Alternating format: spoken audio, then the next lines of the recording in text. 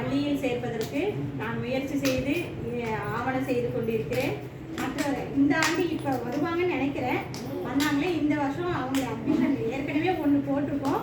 இன்றைக்கும் அட்மிஷன் போடலான்னு இருக்கோம். தொடர்ந்து அட்மிஷன் நடந்துக்கிட்டே இருக்குது. சேர்க்கை யார் எந்தெந்த மாணவர்கள் எல்லாம் இருக்காங்களோ அவங்க எல்லாரையுமே பள்ளியில் சேர்ப்பதற்கு நீங்களும் உதவி செய்யுமாறு உங்கள்கிட்டையும் நான் கேட்டுக்கிறேன். பள்ளியில் பள்ளி இல்லை, இந்த வருஷம் 2வது 3வது இந்த பள்ளியில நாம எவ்வளவு செயல்பாடுகள் செய்யணும். இங்க வந்தா நல்லா இருக்கும். கவர்மெண்ட் பள்ளியில படிக்கிறதுனால ஏற்படக்கூடிய சலுகைகள் இந்த இதுல இருந்து இந்த பிள்ளைங்க இப்ப கவர்மெண்ட் மூலம் படிச்ச பிள்ளைங்க நம்ம ஊர்ல ஒரு டாக்டரா போயிருக்காங்க. எவ்வளவு பேரு காலேஜ்ல வந்து ஃப்ரீ சீட் கிடைச்சி போயிருக்காங்க. அது எல்லாமே தமிழ் மீடியத்துல படிச்சதனுடைய விளைவுகள் தான். அது எல்லாமே நீங்க பெற்றோர்கள் புரிஞ்சுக்கணும் அப்படின்னு நான் நினைக்கிறேன்.